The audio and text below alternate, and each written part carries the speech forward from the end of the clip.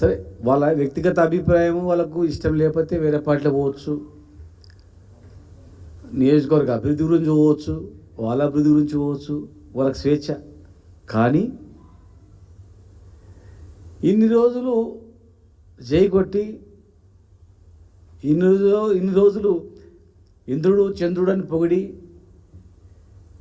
ఇలా పార్టీ మారుతున్నంత మాత్రం మారిపోతే ఆ పార్టీలో ఉన్న వాళ్ళు కూడా అరే మమ్మల్ని కూడా ఏదో రోజు ఇట్లా అని పోతాడనే భావన కూడా కలగదా? పార్టీ ప్రమేయం లేకుండా, పార్టీ సింబల్ లేకుండా వ్యక్తిగతంగా గెలిచి పార్టీలో కలిసి పోతూ ఏదనంటే ఒక అర్థం ఉంది. మీ అభిప్రాయం మీ ఇష్టం, పోయిండ్రు. పార్టీ ఉండదు, పార్టీ అసలు ఉండదు, ఇద్దరు ముగ్గురు తప్ప పార్టీ ఉండదు అనేది తప్పది. అసలు ఈ పార్టీ చరిత్ర, ఈ పార్టీకున్న చరిత్ర ఈ దేశంలో ఏ పార్టీకైనా ఉందా అని అడుగుతా ఉన్నా.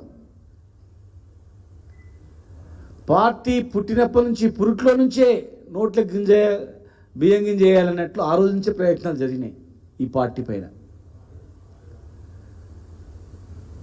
ఒక లక్ష్యం గురించి పుట్టిన పార్టీ ఇది.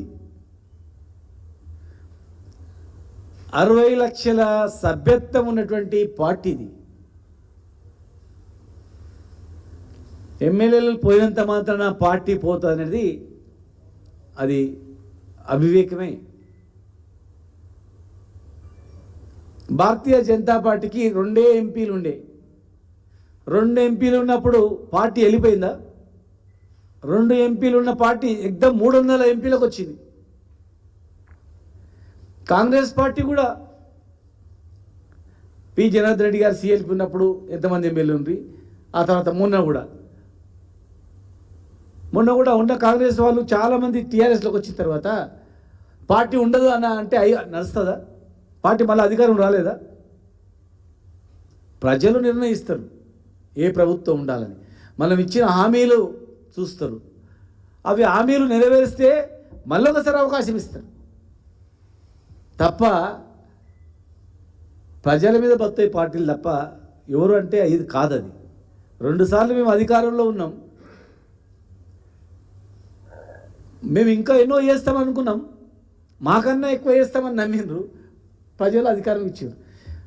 అధికారంలోకి వచ్చిన పార్టీ హామీలు నెరవేర్చడం దృష్టి పెడితే బాగుంటుంది, మళ్ళీ అధికారంలో అవకాశం ఉంటుంది. ఈ ఎమ్మెల్యేలు వాళ్ళు వచ్చినంత మాత్రం పార్టీలు ఉండవు. ప్రజలు ఉన్నంతకాలం పార్టీలు ఉంటాయి, ప్రజలో మన విశ్వాసం ఉన్నంతకాలం మనం ఉంటాం, అధికారం ఉంటుంది. మనం విశ్వాసం కలిగిస్తే ఒకసారి మేము అధికారంలోకి వచ్చిన తర్వాత ఒకసారి విశ్వాసం కలిగించినాం, కానీ అంతకన్నా ఎక్కువ ఆశ చూపేరికి ఎవరైనా పోతారు కదా ప్రజలు. ఇప్పుడు ఏం చేస్తున్నారు ప్రజలు ఆలోచన చేయండి. ఆ విశ్వాసం కొనసాగుతుందా? ఆ తర్వాత ఎలక్షన్లు మీరు బేరీ చేసుకోండి, పార్లమెంట్ ఎలక్షన్లు బేరీ చేసుకోండి.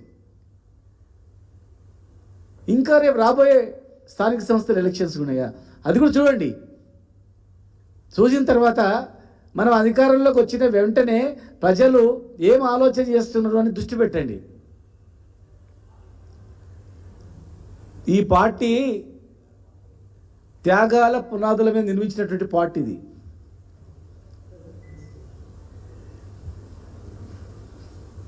పుట్టినప్పుడు 2001 నుంచి తెలంగాణ వచ్చేంత వరకు ఈ భారతదేశంలో ఇన్నిసార్లు రాజీనామా చేసినటువంటి పార్టీ ఈ దేశంలో ఏ పార్టీ అయినా ఉందా?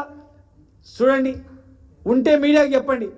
ఈ భారతదేశంలో ఇన్నిసార్లు రాజీనామా చేసిన పార్టీ 2001లో పార్టీ పుట్టి 2004లో 16 మంది ఎమ్మెల్యేలని